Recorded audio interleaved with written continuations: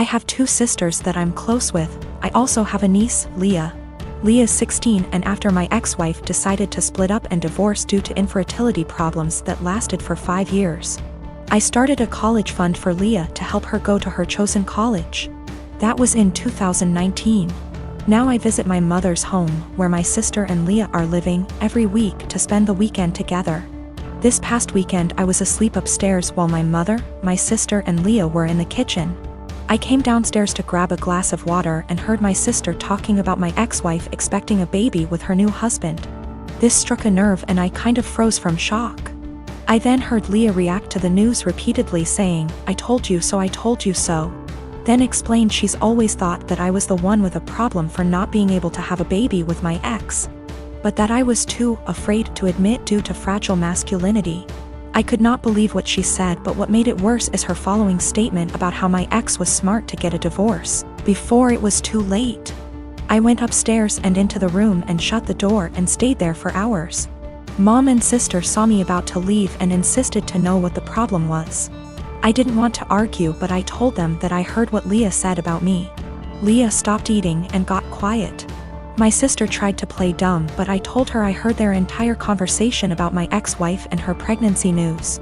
My sister tried to backpedal, saying Leah is just a kid who doesn't know much about this stuff and was just spouting nonsense. I told them I don't want to talk about it and they refused to let me leave, but I left eventually. I later sent my sister a text telling her about how hurt and devastated I was because of what Leah said, and told her I will no longer be responsible for funding her education. My sister kept trying to call, then texted saying Leah didn't mean what she said and offered to make her apologize, but I didn't feel comfortable being in the same room with someone who blamed me for something that was out of my control and something that literally turned my life upside down. My mother tried to get me to come over so we could talk, saying Leah doesn't deserve me turning my back on her like that. I haven't seen my sister nor Leah after what happened, but they are still trying to contact me, which means there's still a room for a discussion, and so I've decided to go see them tomorrow. Sit down together and have a long conversation. But this, I admit that I was mad when I told my sister about the college fund cancellation. I love Leah so much and see her as my own daughter. Unfortunately, her dad, my brother-in-law, is deceased, and so I understand losing a parent at a young age and relate to the kind of hurt she carries inside. Lost my father in an accident when I was 11, and I think that sitting down and talking things out is the best option before I make any decision. Also, one more thing to clarify, both my ex-wife and I were having these fertility issues. Both sides, but since my ex-wife got pregnant soon after her new marriage, then my family thought that I was the problem originally. It is what it is, and I'm learning to not words get in my head so easily. I'm not mad at anyone, I'm just trying to move on with my life like anybody else. I am a 35-year-old female, been with my fiance for 3 years. We both work and we both share rent and other expenses. But my fiance is currently looking for a new job.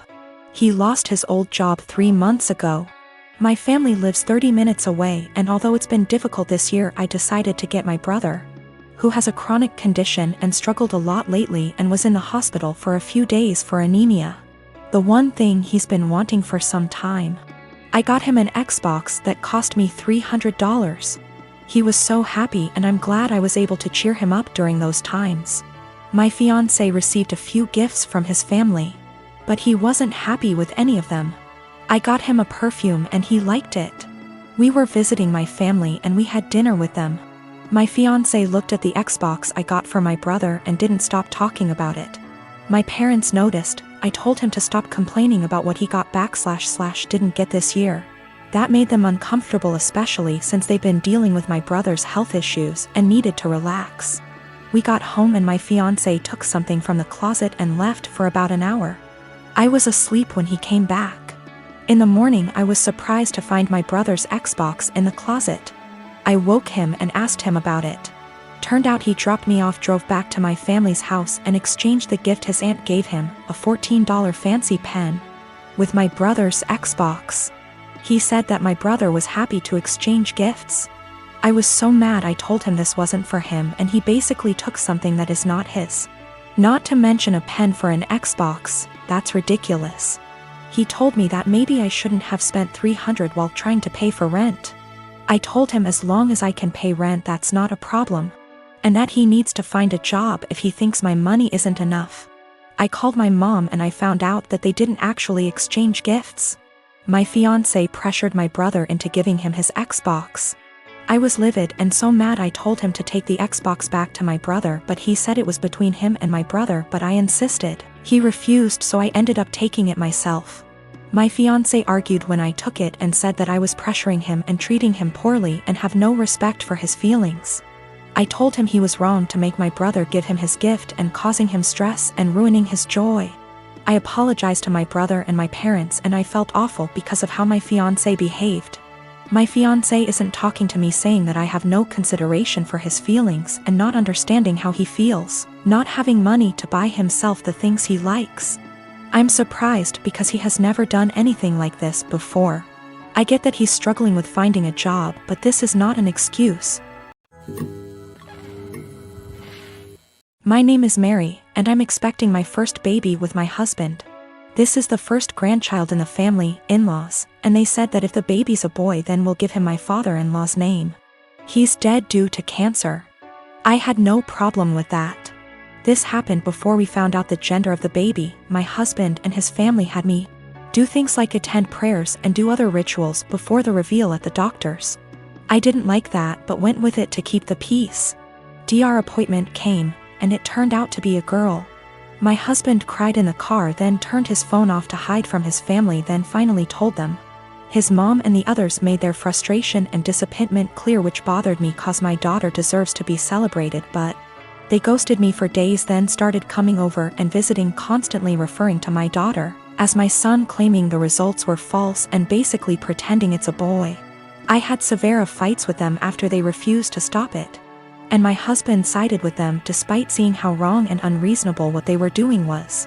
We didn't speak for a while. Sister-in-law called to apologize, then informed me she arranged for a baby shower for me. I was so excited and happy. But when I arrived I saw blue balloons, blue cake with father-in-law's name / decorations around. I was so confused I had to sit down. Sister-in-law explained they were still hoping the gender results are false and it's a boy. I looked at my husband and he agreed with her.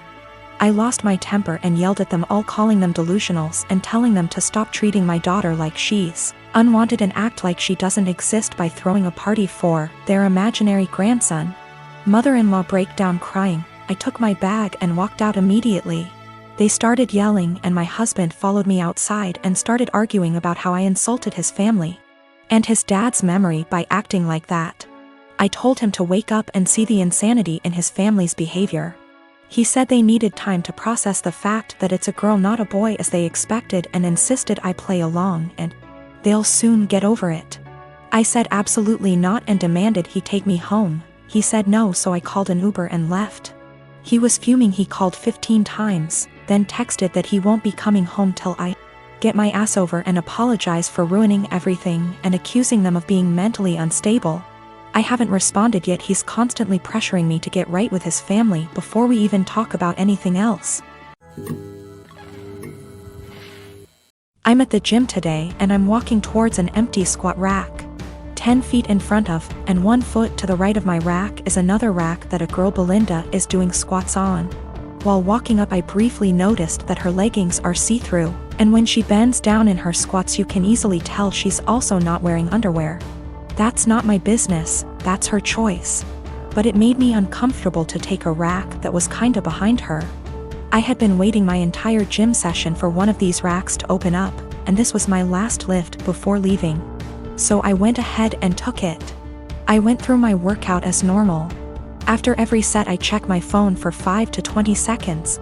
I track every single set for every single lift in a spreadsheet to note how much I lifted and for how many reps. Sometimes I need to remind myself what I did last week to make sure I'm progressing. Sometimes I'm just checking the time. Sometimes I'm changing the song on my Spotify. Tonight specifically, there was a very important basketball game being played, so I wanted to keep up with the score. So I use my phone a lot at the gym. I finished my third set when Belinda turns around and walks up to me, with her phone up, yelling, "What the?" are you doing? Perv stop pictures of me. I'm caught completely off guard, but I explain that I'm just taking notes on what I'm lifting. That I'm not paying attention to her at all. She's being extra loud so other people are looking at me, plus she's recording me, and she demands I go through my pics / vids to show her what I was recording, and I delete the ones I took of her. I try to again explain I didn't record anything of her at all. She's yelling that if I have nothing to hide I should have no problem showing her, so I insist on going to gym management. Once at the front we both explain our stories, she's still recording. The normal gym attendee asks me if I'm willing to show her, a neutral third party, my pics / vids. She also says if I have nothing to hide it's not a big deal and we can squash it right now. I refuse. I have my own uncensored pics in there plus those of my GF. I'm not gonna let anyone force me to show them for some bullshit. I do show her my spreadsheet which shows it's been revised over 15 times in the past 50 minutes. So that proves what I was using my phone for. That was received well, but they still expected me to prove my innocence. I told them they need to review the cameras. Apparently only the manager has access to them, so I was told he'd call me before the end of the night, in about an hour. My GF tells me I should have just let them look at my phone because she doesn't mind and it would have cleared this all up. But I mind. I get that someone wouldn't want someone taking pics of them. But violating my privacy to prove I wasn't taking pics of you crosses a line for me. Just talked to the manager. He checked the footage. He couldn't see what was on my screen in the footage. But he said it looks like I had my phone pointed towards the ground right in front of me the whole time. In his opinion, not high enough to even take a pic of her, and never angled in her direction. Apparently I was gonna get banned from the gym if the cameras didn't absolve me. And also I'm not the first person that has been accused by Brenda, but she legit had a creeper before.